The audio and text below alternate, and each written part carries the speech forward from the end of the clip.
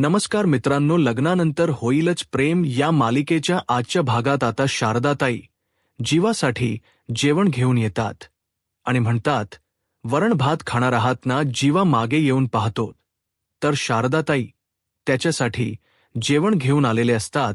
गुड्डू खुश होतो आणि म्हणतो, आई साहेब, तुम्ही जीवा दादांसाठी जेवण घेऊन आलात, बरं झालं. त्यांच्यासाठी जेवण आणलात. जीवा दादांना खूप भूक लागली होती. आता तुम्ही त्यांना जेवण द्या, तोपर्यंत मोठे साहेब इथे येणार नाहीत. यावर मी लक्ष ठेवतो, असं म्हणत गुड्डू तिथून निघून जातो. तर जीवा आनंदानेच शारदा ताईंना म्हणतो, आई, माझ्यासाठी वरणभात आणला आहे. तुम्ही तर शारदाताई म्हणतात, हो, तुमच्यासाठी वरणभात आणला आहे. जीवा खुश होतो आणि म्हणतो, आई, मला वरणभात प्रचंड आवडतो. असं म्हणत जीवा घाईघाईने आता जेवायला घेतो. त्यावेळी त्याचा हात भाजतो. जीवा म्हणतो, आई, तर आता शारदा ताई म्हणतात, एकदम हात घातलात ना? नंदिनी मला म्हणालीच होती की त्यांना अगोदरच सांग भात गरम आहे, तुम्ही असा एकदम हात घालू नका. तर आता जीवा विचारतो, खरंच ती असं म्हणाली होती का? शारदाताई म्हणतात, हो, खरंच ती असं म्हणाली होती. तुमची काळजी आहे हो. तिला आता सुद्धा ती बाल्कनीतून पाहत असेल. तुमच्याकडे तुमच्या काळजीने तिचाही जीव कासावीस होत असेल. आणि त्याचवेळी जीवा पाहतो तर खरंच नंदिनी बाल्कनीत उभी असते आणि जीवाकडे पाहत असते. जीवा नंदिनीकडे पाहतो आणि हे ज्यावेळी नंदिनीच्या लक्षात येतं त्यावेळी नंदिनी लगेच पडदे लावते आणि तिथून निघून जाते. जीवा हसतो आणि शारदाईंना म्हणतो, पाहिलत का, तुमची मुलगी लपंडाव खेळत आहे. तर आता शारदाताई म्हणतात, लपंडावाचे खेळ चालूच राहतील, परंतु तुम्ही अगोदर जेवून घ्या. आता जीवाला त्याचे एक शब्द आठवतात. जीवा नंदिनीला म्हणालेला असतो, प्लीज माझ्याशी बोला ना, प्लीज माझ्यासाठी वरणभात घेऊन याल का? आणि हे सगळं काही आठवतात. जीवा जेवण तिथेच ठेवतो आणि म्हणतो, नाही, नको, मला नकोय जेवण. असं म्हणत जीवा बाजूला जातो. शारदा ताई म्हणतात, का नकोय जेवण? तुम्हाला भूक लागली होती ना? आणि असं कसं?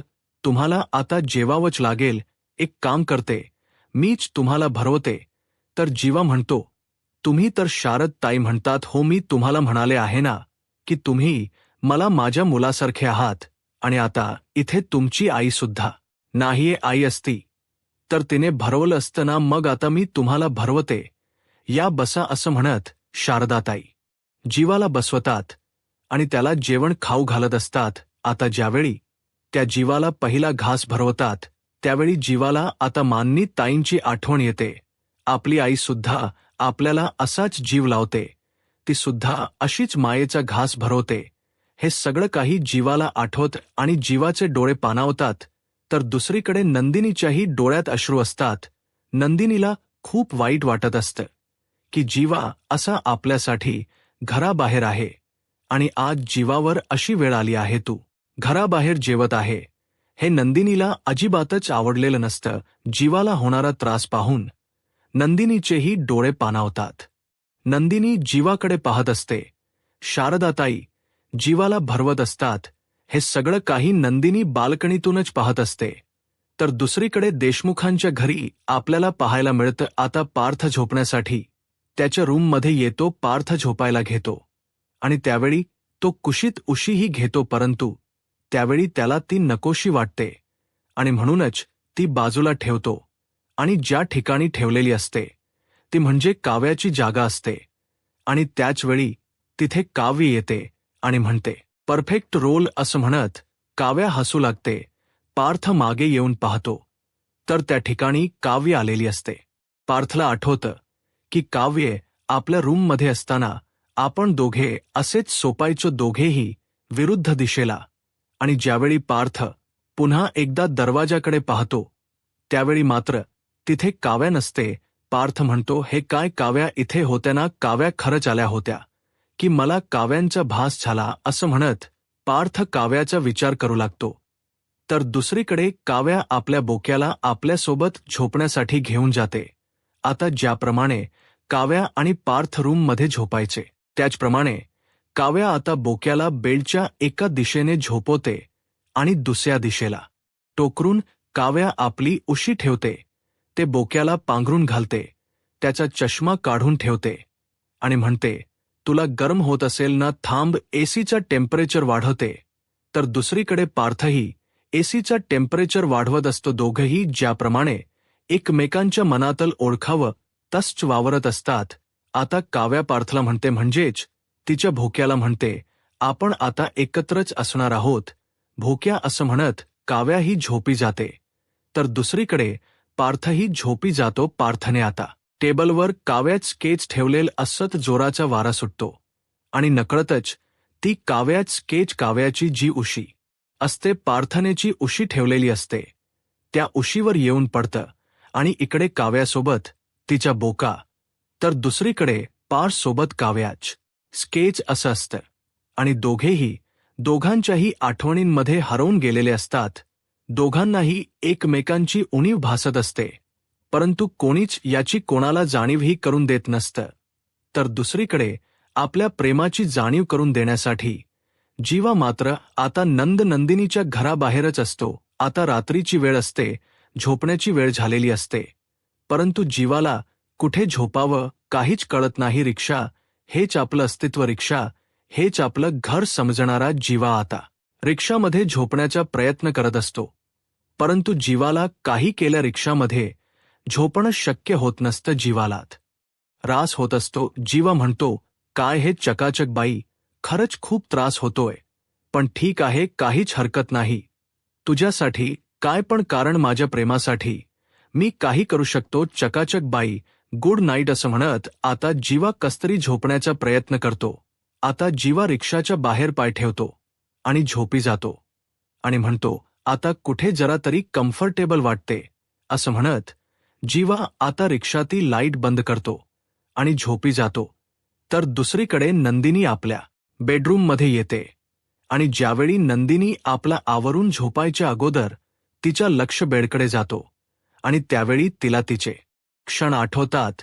जीवासोबत घालवलेले प्रत्येक क्षण तिच्या डोळ्यासमोर असतात. जीवा आणि तिने आपल्या दोघांच्या नात्यामध्ये आखलेली ती लक्ष्मण रेषा, हे सगळं काही नंदिनीला आठवतं आणि आता जीवाने आपल्यासाठी केलेला त्याग, आणि म्हणूनच नंदिनी आता बाल्कनीत येते आणि जीवाकडे पाहते. जीवाची ती परिस्थिती पाहून नंदिनीला खूप वाईट वाटतं. नंदिनी म्हणते, काय हे, यांना रिक्षात नीट झोप लागणार आहे, तरी का यांचा हट्ट यांनाच भारी पडणार आहे. यांना वाटते की हे सगळं काही सोपं आहे, परंतु यांना ते जमणार नाहीये. कसं कळत नाहीये यांना, या सगळ्यामुळे त्यांना त्रास होऊ शकतो. पण जाऊ देत, मी का स्वतःला त्रास करून घेऊ, मला त्रास होतोय हे जर कळालं ना, तर अजून नखरे करून दाखवतील, त्यापेक्षा नकोच असं म्हणत नंदिनी रूममध्ये निघून जाते. परंतु जीवाच्या काळजीने नंदिनीचा जीव मात्र कासावीस होत असतो. जीवाला होणारा त्रास नंदिनीला सहन होत नसतो. आपण बेडवर झोपणार आणि जीवा आपला नवरा बाहेर रिक्षात झोपणार, आणि तेही अंतरून पांघरून नसताना, आणि हे सगळं काही नंदिनीला खूप विचित्र वाटत असतं. आपल्यामुळे जीवाला होणारा त्रास नंदिनीला पाहवत नसतो आणि म्हणूनच नंदिनी सुद्धा आता बेडवर न झोपता तिथे असणाऱ्या एक छोट्याशा सोप्यावर झोपायचं ठरवते. नंदिनी आता जीवाला त्रास होतो त्याप्रमाणे स्वतःलाही त्रास करून घेत असते. अंतरून पांघरून काही न घेता नंदिनी त्या सोप्यावरच आता डोक टेकते आणि झोपी जाते. आणि हे सगळं काही शारदाताई दुरूनच पाहतात.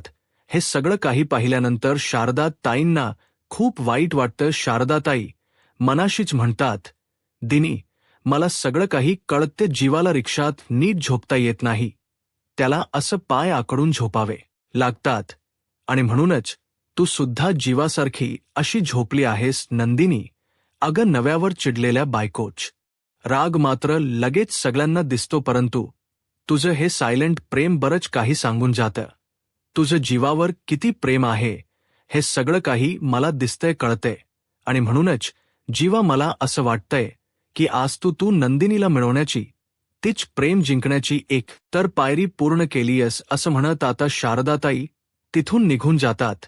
तर दुसरीकडे पाहायला मिळतं देशमुखांच्या घरी वसू आत्यांची कारस्थानी काही थांबत नसतात. रम्या वसू आत्यांना म्हणते, काय अजून किती फेक अकाउंट्स बनवणार आहेस आणि किती कमेंट्स करणार आहेस. वसू आत्या म्हणतात, रम्या आता जीवाच. या पहिल्या ब्लॉगला ही माझी शेवटची कमेंट असेल. तर रम्या म्हणते, खरंच. वसूत्या म्हणतात, हो खरंच. तर रम्या म्हणते, पण नक्की की काय कमेंट केलेस त्या तरी वाचून दाखव. वसवत्या म्हणतात, ऐक. असं म्हणत वसवत्या केलेल्या कमेंट्स आता रम्याला वाचून दाखवतात.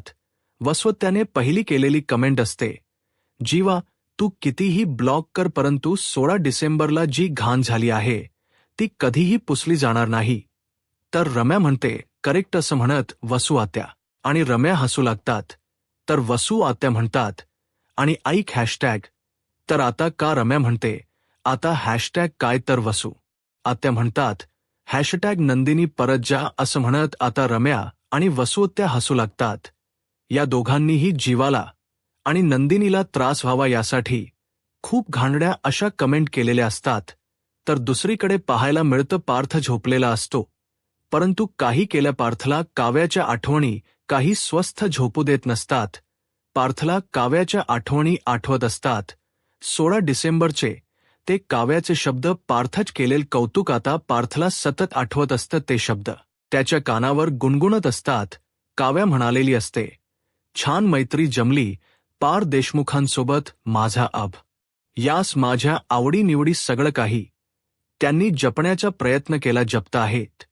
या सगळ्यात मात्र त्यांनी सगळ्या मागे कोणाचा हात आहे हे शोधल्याशिवाय मी शांत राहणार नाही. आता पार्थ खूप चिडलेला असतो. या सगळ्याचा शोध घ्यायचा पार्थने पक्क ठरवलेलं असतं. तर दुसरीकडे रम्या वसवात त्यांना म्हणते, आई ती काव्या या घरात राहायला आल्यापासून मी खरंच खूप डिस्टर्ब झालीये. मला वाटलंही नव्हतं की ती काव्या पुन्हा या घरात राहायला येईल. म्हणजे हे कसं झालं ना, मी तुझा उंत मांडला आणि म्हणूनच तू तुझा वजीर माझ्या राजासमोर आणून ठेवलायस. वसवत्या हसू लागतात. रम्या म्हणते, आई हसू नकोस. अगं काहीतरी कर ना, या सगळ्यावर काहीतरी उपाय शोधावाच लागेल. आई काहीतरी असं कर की काव्या नावाचा वजीर आहे ना, तो माझ्या राजापासून हटव, माझ्या राजापासून दूर कर. वसू आत्या हसतात आणि म्हणतात, रम्या अगं नक्की काय चाललंय तुझं. किती विचार करशील त्या काव्याचा, आणि काव्याचा विचार करून तू एवढी पॅनिक का होतेस. रम्या एक गोष्ट तुला कळत नाहीये का. रम्या विचारते, कुठली. तर वसू त्या म्हणतात, रम्या अगं या घरात मानेनी विक्रम, ती आगाऊ आशा आणि पिहू कितीतरी प्रयत्न करतात पार्थला समजावण्याचा, परंतु पार्थ मात्र कोणाचं काही ऐकून घेतोय का. पार्थ आपल्या निश्चयावरून अजिबात ढळत नाहीयेत. याचा निश्चय पक्का झालेला आहे. काही झालं तरी तो आता काव्याचा स्वीकार करणार नाही, आणि जोपर्यंत पार्थाचा तोल जात नाही तोपर्यंत तुला काळजी करायची काही गरजच नाहीये. रम्या आता काळजीचा विषयच येत नाही.